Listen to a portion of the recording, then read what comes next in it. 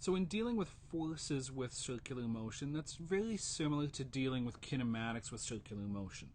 We have a set of equations that we'll use based on the situation, but in A, I want a free body diagram of this 1100 kilogram car negotiating a curve at a speed of 22 meters per second, and the curve has a radius of 85 meters.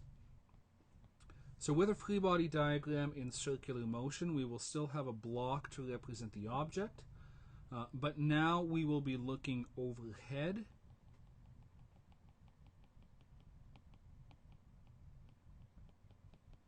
As this object goes around a very badly drawn circle, but you get the idea.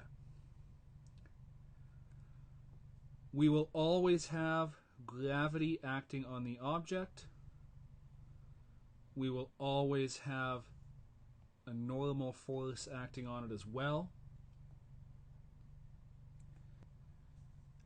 As well, we will have centripetal force acting towards the center of the circle.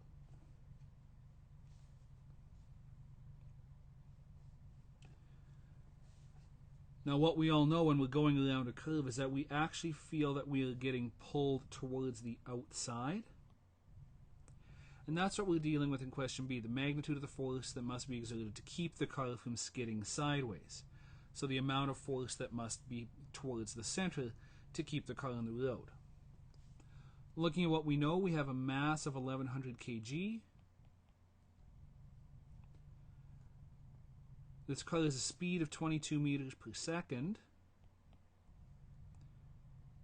And the radius of the curve is 85 meters.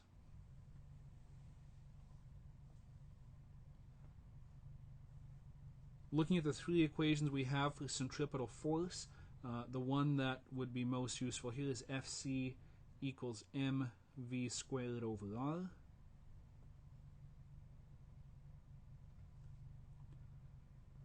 Substituting in 1100 kgs for the mass, 22 squared, and 85 for the radius.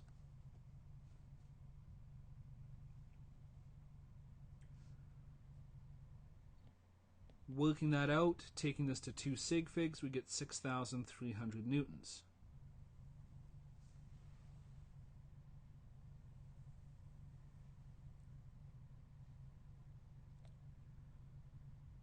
Question C, the minimum coefficient of static friction needed to keep the car on the road. Well, since we're dealing with friction, we have one equation for that. Fs, because it's static, equals mu s times the normal force. We do actually know the force of friction. That would be equal and opposite to the centripetal force, so that will be 6,300 newtons. We're being asked to find the coefficient. We just need to know the normal force that is acting on this vehicle.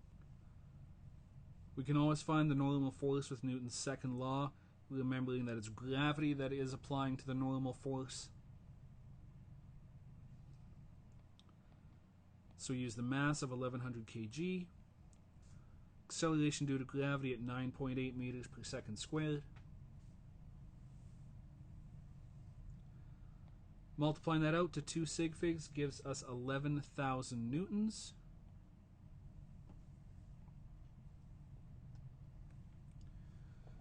Which we can now use to find the coefficient of friction. Fs, like I said before, is equal and opposite to the centripetal force, so it will be 6,300 newtons.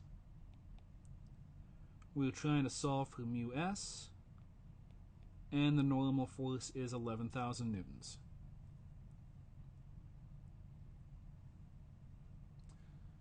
Dividing that out, going to 2 sig figs, we get the coefficient of friction of 0.57.